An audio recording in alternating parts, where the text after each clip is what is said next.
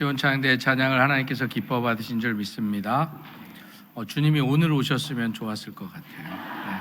우리 옆에 분과 인사하겠습니다. 주님의 평강이 함께 하시기 바랍니다. 우리 영상으로 예배드리는 분들과도 인사하겠습니다. 주님의 평강이 함께 하시기 바랍니다. 네. 기도하겠습니다. 오늘도 살아 역사하시는 거룩하신 아버지 하나님, 평강의 주님이 우리에게 오셨음을 기뻐 찬양하는 우리의 고백이 되기를 소망합니다. 이 시간 보이는 곳 보이지 않는 곳에서 예배를 섬기는 손길들, 하늘의 상급을 끝까지 놓치지 않게 하여 주시옵소서. 부족한 종이 말씀을 전합니다. 종의 모습은 감추어 주시고 오직 주님의 말씀만이 선포되게 하여 주시옵소서. 예수님의 이름으로 기도드립니다. 아멘.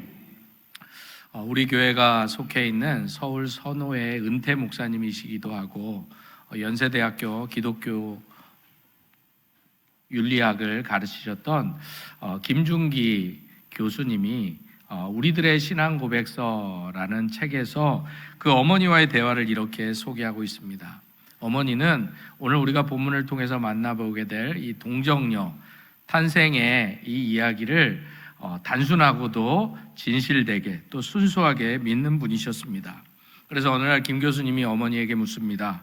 어머님, 예수님이 성령으로 잉태돼서 처녀의 몸에서 태어난 것을 진짜 믿으세요? 라고 묻자 어머니가 이렇게 대답합니다. 그게 어때서? 하나님이 육신으로 오시려면 성정으로 잉태되는 것이 당연한 거지. 그리고 예수님이 성령에 특별히 처녀의 몸에서 태어나지 않았다면 그것이 더 이상한 것 아니야? 라고 대답하셨습니다. 한술 더 떠서 어떤 사람들은 예수님이 물 위를 걷는 것이 기적이라고 하는데 생각해봐라. 예수님이 물에 빠지는 것이 이상하지 물 위를 걷는 것이 이상하냐? 라고 이야기했다는 것입니다. 여러분들 웃으셨지만 여러분들은 어떻게 생각하십니까? 하나님의 아들이 천지를 지으신 그 하나님 자신이 물 위를 걷는 것이 기적이라고 여러분들은 생각하십니까? 아니면 당연한 거라고 생각하십니까? 그런데 오늘 본문에 등장하는 동정녀 탄생과 같이 하나님께서는 성경 속 여러 곳에서 인류의 구원의 역사를 이루는 데 중요한 인물이었던 사람들의 아내와 어머니들의 태를 닫으시기도 하고 열기도 하시는 것을 보게 됩니다. 창세기 16장 2절에서 하나님께서는 아브라함의 아내 사라의 태를 닫으십니다. 그리고 창세기 21장 1절과 3절에서는 그 닫았던 아브라함의 아내 사라의 태를 열어서 이삭을 허락하여 주십니다. 생각해보면 이때 아브라함의 나이가 100세였습니다.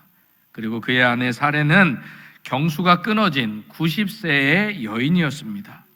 그런 여인의 태를 여셨고 당신께서 약속하신 언약의 아들 이삭을 허락하여 주신 것입니다.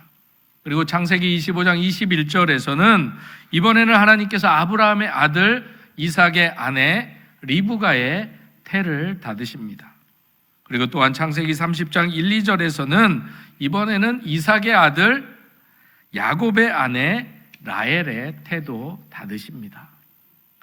사실 소개한 여성들 모두가 하나님의 구원 역사에서 빼놓을 수 없었던 인물들, 바로 아브라함과 이삭과 야곱의 아내들이었습니다. 그럼에도 불구하고 이들은 고통스러웠던 불임의 시간을 거치고 나서야 비로소 하나님의 은혜로 이삭과 야곱과 요셉을 얻게 되었습니다. 그리고 신약에 와서도 누가복음 1장 7절에 보면 나이가 많아 아기 갖기를 포기했던 늙은 제사장 사가랴에게 천사가 나타나 이렇게 말합니다. 내 아내의 엘리사벳이 내게 아들을 낳아주리니 그 이름을 요한이라. 이 말을 전달해 줍니다.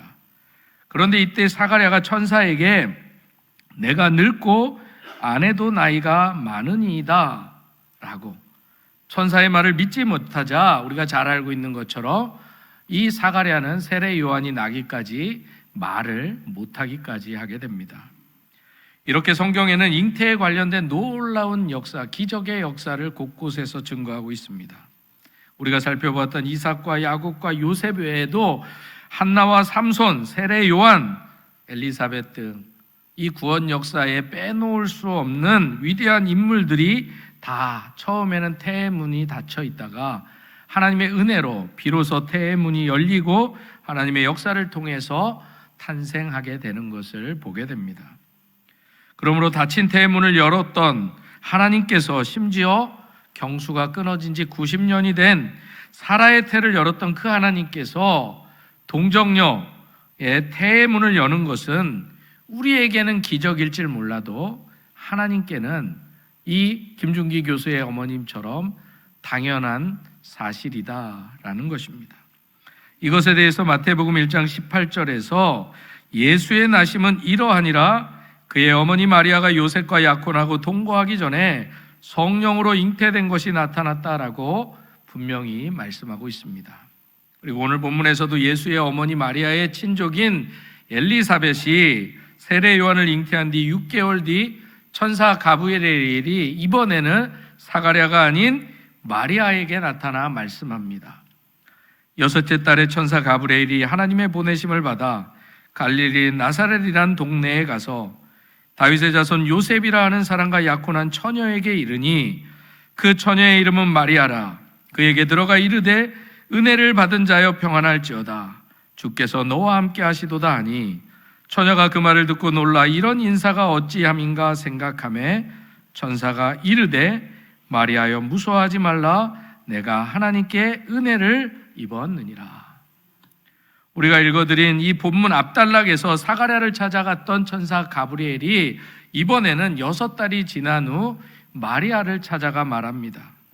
그리고 그를 향해서 먼저 은혜를 받은 자라고 그녀의 이름을 부릅니다. 여기서 은혜를 받은 자라는 표현은 하나님이 마리아에게 특별한 은혜를, 특별한 호의를 베풀어 주셨다는 의미가 있습니다. 바로 아직 마리아는 자신에게 어떠한 일들이 일어날지를 모르고 있었지만 하나님으로부터 메시아가 마리아의 몸을 통해서 태어날 것이라는 이 특별한 축복을 받았다는 의미가 바로 이 은혜를 받은 자여라는 의미 속에 담겨져 있습니다. 그럼에도 불구하고 이 사실을 꿈에도 몰랐던 마리아가 천사를 통해서 이 말을 들었을 때 그의 고백처럼 충격과 두려움과 무서움에 사로잡히지 않을 수 없었을 것입니다. 그런데 그렇게 놀라고 무서워하는 마리아에게 천사는 이상하게도 너는 하나님의 은혜를 입었다라고 말씀한 것입니다. 다른 어떤 이유보다 이것이 바로 하나님께서 마리아를 택한 이유였습니다. 하나님은 마리아를 은혜로 선택하셨고 그녀에게 은혜를 베풀어 주셨습니다. 이 말을 듣고 있는 마리아만 모를 뿐 하나님은 마리아를 은혜로 택하셔서 그의 몸을 통해서 예수를 탄생시키고자 하셨던 것입니다. 그리고 천사는 더 나아가 주님이 너와 함께한다 라는 말을 이어서 전해줍니다. 사실 하나님께서는 애굽에서 종살이하던 가장 작은 나라였던 이스라엘을 택하셨습니다. 그리고 애굽의 왕자가 아니라 미디안 광야에서 장인의 양을 치고 있던 모세를 부르셔서 이스라엘의 구원의 역사를 시작하셨습니다. 그리고 사사시대에는 미디안을 두려워해서 포도주 틀에서 밀을 타작하던 가장 연약하고 작은 자였던 기드온을 통해서 미디안의 손에서 이스라엘을 구원하신 분도 하나님이셨습니다. 그리고 오늘 본문에서도 가장 작은 자, 가장 낮은 자, 가장 세상에 주목을 받지 못한 자들을 대변하는 처녀, 동정녀 마리아를 통해 다시금 구원의 역사를 시작하신다고 말씀하고 있는 것입니다. 31절과 33절에서 하나님께서는 천사를 통해 마리아가 낳을 아들의 이름을 예수라라고 정해주셨고 그가 큰 자가 되고 하나님의 아들이라 일컬어지고 다윗을 이을 왕이 될 것이라고 선언하십니다. 그런데 이 말은 현실적으로 볼 때 다윗 왕조가 이미 사라진 지 오래일 때 들려주신 말씀입니다. BC 586년에 예루살렘이 바벨론에 의해 멸망한 이후 다윗의 혈통에서 그 어떤 왕도 나타나지 않았습니다. 비록 후에 유대인들이 바벨론에서 돌아와서 성전을 다시 짓기는 했지만 그렇다고 해서 다윗 왕조가 회복된 것은 아니었습니다. 그리고 마리아와 정혼한 요셉 역시 비록 다윗의 자손이긴 했지만 당시 그 누구에게도 주목받지 못했던, 별 볼 일 없었던, 어떠한 조건도 명성도 갖추지 못했던 목수에 불과했던 사람이었습니다. 그래서 이 말을 들은 지금의 이 마리아의 상황이 마리아가 이어서 질문하는 것 같이 남자를 알지 못하는 처녀가 아이를 낳는다는 소리와 같은 이해할 수 없는, 모두에게 다 불가능한 일일 수밖에 없었습니다. 그런데 우리는 여기에서 예수 그리스도의 이 동정녀 탄생을 이해하기 위해서 당시 이스라엘의 결혼 풍습을 조금 이해할 필요가 있습니다. 이스라엘의, 특별히 유대인들의 결혼은 우리도 예전에 그렇게 많이 했는데요, 약혼의 과정이 반드시 있었습니다. 이 약혼을 한 후 6개월에서 1년간 정혼의 시간을 가졌습니다. 그런데 당시 이 약혼식도 결혼식과 동일한 법적인 효력을 가지고 있었습니다. 그래서 약혼한 사이에는 오직 이혼이나 죽음에 의해서만 그 관계를 끊을 수 있었습니다. 물론 이 정혼 기간에도 육체적인 관계는 금했습니다. 그래서 이 정혼 기간에 남자가 죽으면 여자는 과부로 취급되었고, 이혼을 하게 되면, 관계를 끊으려고 하면 이혼녀가 되었습니다. 만약 약혼한 여인이 다른 남자와의 관계에서 임신을 하게 되면 신명기 22장 23절과 24절에 보면 처녀였던 그녀는 간음한 것으로 간주되어 율법에 의해서 돌에 맞아 죽을 수밖에 없었습니다. 그런데 문제는 요셉과 마리아가 바로 이 정원 관계에 있었다는 것입니다.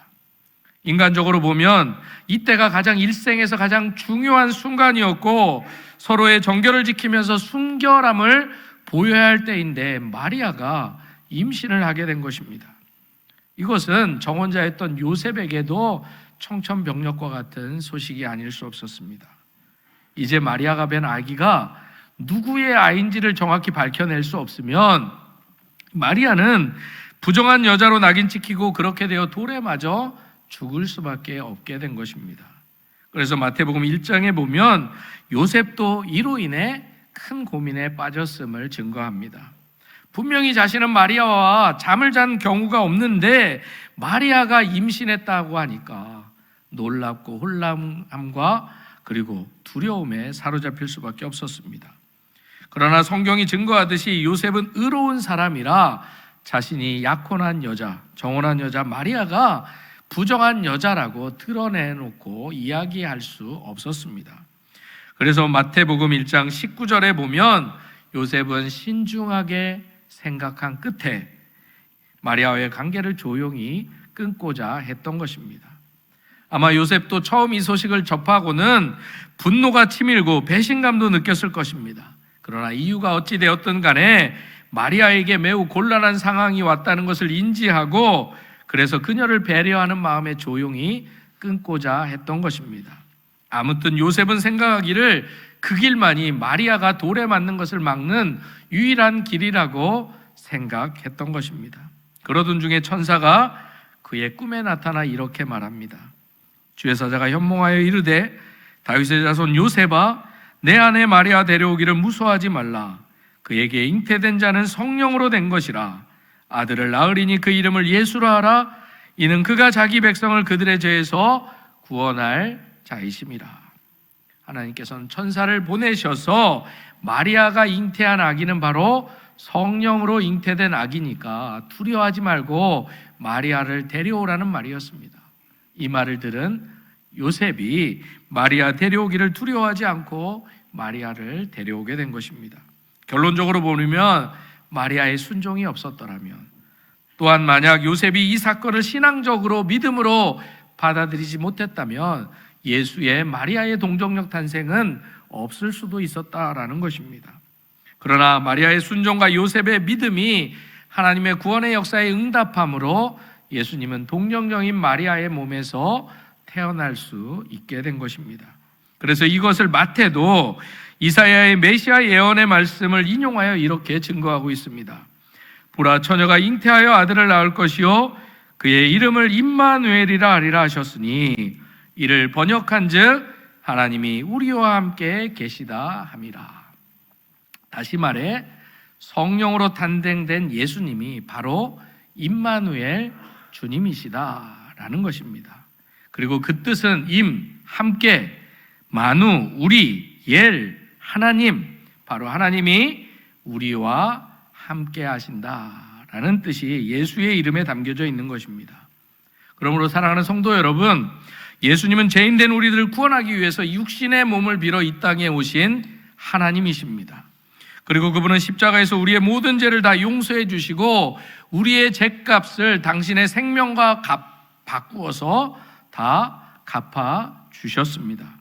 뿐만 아니라 지금 이 순간에도, 지금 이 자리에도 우리와 함께 하시는 임마누엘 주님이십니다. 우리가 하나님께로 간 것이 아니라 하나님께서 참 사람이 되셔서 우리 가운데 오셨다는 것입니다. 그런 의미로 옆에 분과 이렇게 인사하겠습니다. 하나님이 당신과 함께 하십니다. 그러니까 딴 데 정신 팔리시면 안 돼요. 예배 잘 들으셔야 돼요. 하나님이 지금 여러분과 함께 하신다고 말씀하고 있는 거예요. 제가 예전에 사역할 때 80대 노모를 먼저 보내드리고 60대신 집사님이 저한테 우시면서 그렇게 말씀하셨어요. 목사님, 저는 이제 고아예요. 그래서 제가 말씀드렸어요. 이 말씀 그대로. 하나님이 함께 하십니다. 고아는 무슨 고아예요? 하나님이 함께 하십니다. 어렸을 때 부모를 잃은 것도 아닌데. 그런데 여러분 중에도 홀로 사시면서, 아니 여러분 주변에 아무도 없다 해서 외로워하시는 분들이 계십니까? 기억하십시오. 하나님이 오늘도 여러분과 함께 하십니다. 항상 믿음의 눈을 들어 여러분들을 둘러싸고 있는 상황이 어떠하든지 간에 하나님은 여러분들이 인지하든 인지하지 못하든, 여러분들이 바라보든 바라보지 못하든 그 하나님께서는 오늘도 여전히 여러분들과 함께 하신다는 거예요. 우리가 지금 어려운 상황에 놓여 있을지라도 이 성탄의 계절, 이 대림절을 통해서 잊지 말아야 될 것이 바로 이 하나님이 우리와 함께 하신다는 사실이십니다. 그것은 바로 천지를 창조하신 그 하나님, 풍랑이 일던 바다를 말씀 하나로 잔잔케 하셨던 그 주님, 경수가 끊긴 여인의 태를 여신 그 하나님, 동정녀의 마리아를 통해서 하나님의 아들을 보내주신 그 사랑의 하나님께서 오늘도 여전히 저와 여러분과 함께 하신다고 말씀하십니다. 그래서 마리아도 천사의 이해할 수 없는 말과 앞으로 있을 사람의 오해와 비난 앞에서도, 두려움 속에서도, 무서움 속에서도 결국 순종을 택할 수 있었던 것입니다. 자신에게 말씀하시는 하나님을 자신의 주인으로 인정함으로 그분의 말씀을 따를 수 있게 된 것입니다. 그리고 천사가 말했습니다. 무서워하지 말아라. 너는 하나님의 은혜를 입었다. 옆에 분에게 다시 한번 얘기해 줄까요? 당신은 하나님의 은혜를 입었습니다. 여러분과 저뿐만 아니라 오늘 본문의 마리아도 무엇보다도 이 위로의 말이 필요했을 것입니다. 왜냐하면 하나님께서 마리아에게 모든 여성 중 가장 어려운 과제를 그에게 맡기셨습니다. 그것이 바로 예수의 어머니가 되도록 하신 것입니다. 아마 그 짧은 순간에 마리아는 참 많은 복잡한 생각으로 참으로 어려움을 겪었을 것입니다. 심지어 자신의 몸에서 태어날 자녀가 약속의 왕 메시아로 자라게 될 것과 그 아들의 앞날이 당시 상황으로 볼 때 참 무시무시하고 캄캄했을 것입니다. 비록 십자가의 고난까지는 묵상하지 못했을지라도 자신이, 그리고 자신의 아들 예수가 겪을 시련은 불보듯 뻔했던 것입니다. 그럼에도 마리아는 잉태하여 아들을 낳을 것이요 그 이름을 예수라는 명령을 들었을 때 간결하고도 당당하게 이렇게 재차 묻습니다. 마리아가 천사에게 말하되 나는 남자를 알지 못하니 어찌 이 일이 있으리이까. 마리아는 순결한 처녀였고 요셉과 정연한 몸이었지만 여전히 자기가 생각해도 나는 순결한데 어찌 아들을 낳을 수 있을까? 이런 물음을 가지고 천사에게 물었던 것입니다. 자기는 남자와 관계를 가진 적이 없는데 어떻게 아들을 낳느냐라는 질문입니다. 처녀인 마리아는 자신이 아들을 낳을 것이라고 그렇게 이야기했던 천사의 말을 상식적으로 이해할 수 없었을 것입니다. 마리아가 의심하기에 충분했다라는 것입니다. 그러자 천사 가브리엘이 더 놀라운 이야기를 했습니다. 천사가 대답하여 이르되 성령이 내게 임하시고 지극히 높으신 이의 능력이 너를 덮으시리니 이러므로 나실 바 거룩한 이는 하나님의 아들이라 일컬어지리라. 마리아의 질문에 천사는 성령의 능력이 그녀를 덮음으로 이것을 가능하게 해줄 거라고 약속합니다. 그러고는 오랫동안 임신하지 못했던 자신의 친족인 세례 요한의 어머니였던 엘리사벳의 이야기를 전해줍니다. 보라, 내 친족 엘리사벳도 늙어서 아들을 배었느니라. 본래 임신하지 못한다고 알려진 이가 이미 6달이 되었나니 대저 하나님의 모든 말씀은 능하지 못하심이 없느니라. 천사는 마리아에게 하나님의 무한하신 능력을 믿으라는 당시 말도 안 되는 도전을 마리아에게 던집니다. 그리고 이제 마리아는 선택해야만 했습니다. 마리아는 이 순간 이성과 믿음 중에서 둘 중에 하나를 선택해야만 했습니다. 말씀에 순종한다는 것, 이처럼 어려운 일이라는 것입니다. 왜냐하면 자신의 이성과 상식을 넘어선다는 것은 때로 목숨을 걸어야 하기 때문입니다. 그래서 마리아는 남자 없이 어떻게 아이를 가질 수 있겠습니까? 라고 물었던 것입니다. 그럼에도 불구하고 마리아는 주의 여종이오니 말씀대로 내게 이루어지이다 라고 고백을 합니다.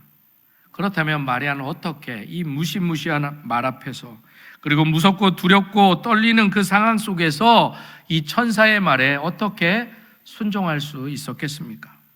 그것은 바로 마리아가 천사가 전해준 말, 당신은 은혜 받은 자입니다. 하나님은 당신과 함께 하십니다. 이 말씀을 믿음으로 받아들였고 붙잡았던 것입니다.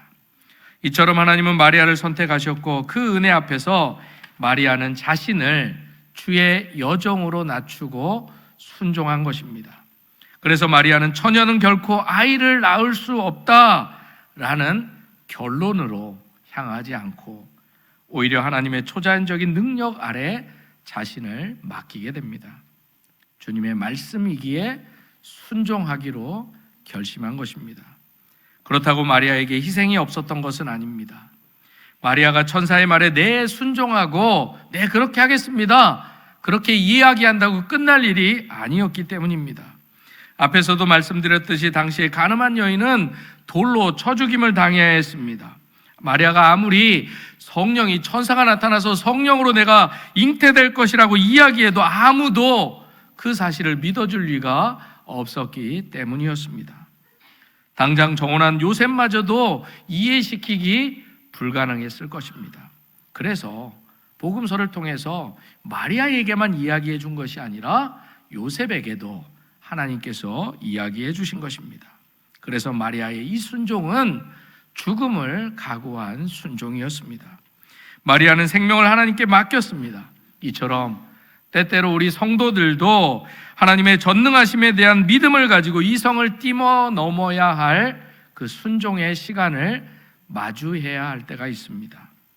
그래서 사가랴처럼 마리아도 여러 질문을 품고 있었지만 결론적으로 이야기하면 그녀가 이 사실을 의심했다기보다는 마리아의 수준에서 볼 때 이러한 일들은 일어날 수 없다, 상식을 넘어설 수 없다라는 이야기를 한 것입니다. 그녀는 동정녀였으니 그녀의 수준에서 볼 때 처녀가 아들을 낳는다는 이 말이 결혼식을 앞당기라는 말인지 아니면 다른 방법이 있을까라는 생각에 질문을 한 것입니다. 이처럼 남자를 전혀 알지 못하는 처녀 마리아가 아이를 가졌다고 하면 놀라는 것은 당연한 일입니다. 그래서 놀라고 두려워할 마리아를 진정시키기 위해서 하나님은 임신할 수 없었던 늙은 엘리사벳이 6개월 전에 아이를 갖게 하신 것입니다. 예수 오심을 준비하기 위해 6개월 전에 미리 이 일을 위해서 하나님은 마리아의 친족을 사용하셔서 예수 오심을 준비하셨던 것입니다. 이처럼 하나님은 사람의 눈에 불가능해 보이는 그 일을 준비하고 계획하고 있습니다. 여러분들이 하나님도 어쩔 수 없어 생각했던 그 일들, 여러분들은 포기해버렸던 그 일들을 하나님은 차근차근 오늘도 여전히 진행해 가고 있다는 것입니다. 그래서 결국 마리아는 하나님의 모든 말씀은 능하지 못하심이 없다라는 천사의 말에 말씀대로 내게 이루어지리다 라는 믿음의 반응을 보일 수 있었습니다.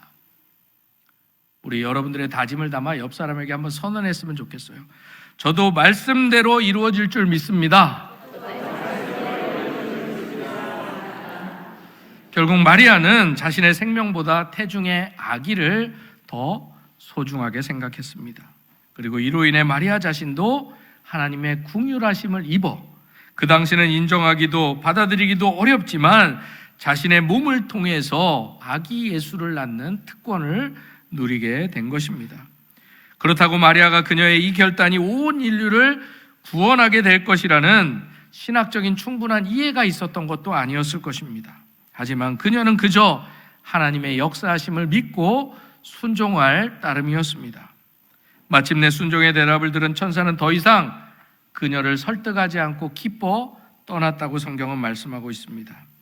그리고 마리아는 마침내 하나님의 사랑이 온 인류에게 흘러보내는 축복의 통로가 되었던 것입니다. 그렇다면 대림절 세 번째 주일을 보내는 여러분들에게 하나님은 어떠한 순종을 원한다고 생각하십니까? 그것은 아마도 여러분들의 순종을 통해 하나님의 사랑이 또 다른 사람들에게 흘러가기를 원하신다라는 것입니다. 2000년 전 메시아이신 예수님의 오심은 결국 하나님이 이 세상을 방문하신 사건이었습니다. 그런데 그 당시에 수세기 동안 예언은 그쳐져 있었습니다. 그리고 이스라엘은 로마의 지배를 받게 되었습니다. 그러기에 선택받았다고 생각했던 유대인들은 하나님이 자신들을 버렸다고 생각했고 하나님이 그들에게서 관심을 거두셨다고 생각했고 하나님은 심지어 없다 생각해서 희망 없이 소망 없이 절망 가운데 살아갈 수밖에 없었던 것입니다.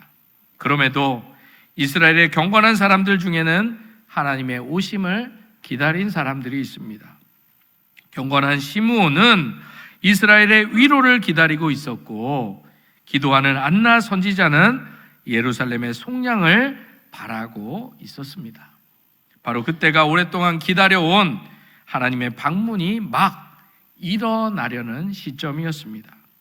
그리고 하나님께서는 아무도 예상하지 못한 방법으로 오실 계획을 가지셨던 것입니다. 그래서 지난주에 미가서를 통해 나누었던 말씀처럼 하나님께서 메시아가 베들레헴에서 태어나도록 미리 정하신 사실, 이 사실은 놀라운 사실이 아닐 수 없습니다. 왜냐하면 예수님이 오실 때쯤 마리아와 요셉은 베들레헴이 아닌 나사렛에서 살고 있었기 때문입니다. 그런데 그 첫 번째 성탄절 때 하나님은 예언의 성취를 위해 미약한 마리아와 요셉을 택하시고 또한 그들을 언약의 말씀, 약속의 말씀, 예언의 말씀처럼 베들레헴으로 보내시려고 가이사 아구스도의 마음을 흔들어 놓으셔서 모든 사람을 고향에 가서 호적하도록 만드셨던 것입니다. 그래서 170km나 직선거리로 170km나 떨어진 나사렛에서 베들레헴으로 마리아와 요셉이 떠날 수밖에 없었던 것입니다. 존 파이퍼 목사님은 그의 제 큰 기쁨의 좋은 소식이라는 책에서 이렇게 고백합니다. 마리아는 하나님에 관한 가장 놀라운 사실을 분명히 보았습니다. 당시에 하나님은 모든 인류 역사의 물질기를 이제 막 바꾸려고 하시는 중이었습니다. 모든 시대 중 가장 중요한 30년이 이제 막 시작될 참이었습니다. 그런데 그때 하나님은 어디에 계십니까? 보잘것없고 비천한 두 여인, 곧 늙고 아이를 못 낳는 엘리사벳과 젊은 처녀 마리아와 함께 계십니다. 그런데 마리아가 이 사실을 천사를 통해 듣고 알게 된 것입니다. 하나님께서는 그녀의 작은 세상에 들어오셔서 그녀에게 특별한 임무를 맡기셨고 그래서 그녀의 인생이 변하게 된 것입니다. 사실 하나님께서는 우리에게도 이렇게 다가오실 때가 있습니다. 우리가 전혀 예상치 못할 때 하나님은 우리에게 다가오십니다. 그것이 때로는 우연하게 받은 건강검진일 수도 있습니다. 학업과 취업과 직장을 통해서일 수도 있습니다.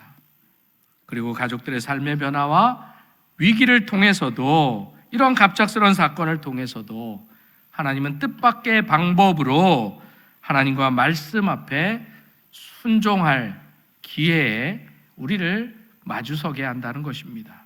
아마 그때 우리도 마리아처럼 두려울 수도 있습니다. 무서울 수도 있습니다.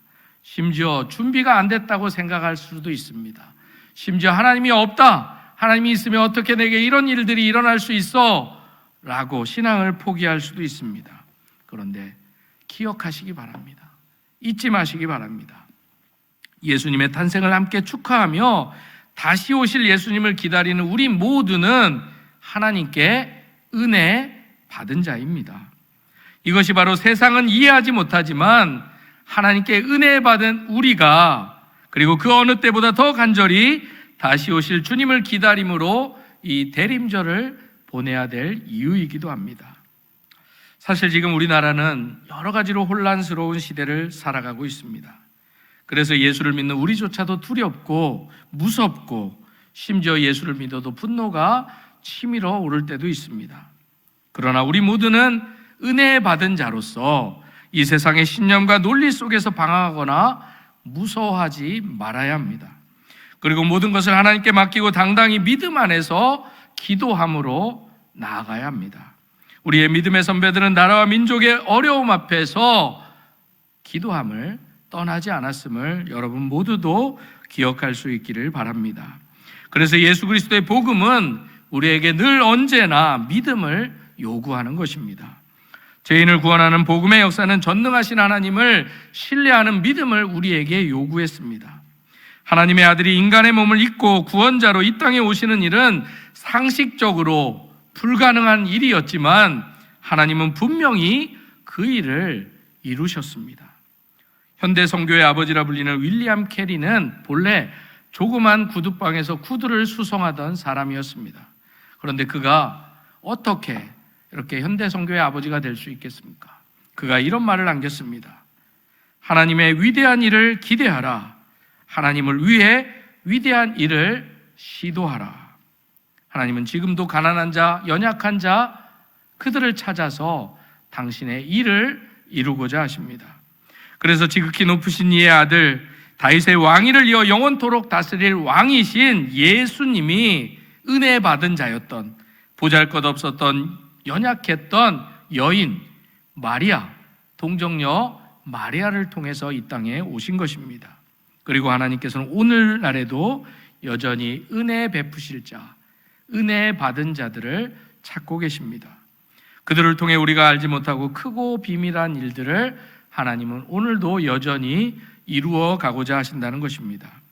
이 시간 예배하는 여러분 모두가 어떠한 삶의 자리에 있든지 간에 은혜 받은 자가 되시기를 소망합니다.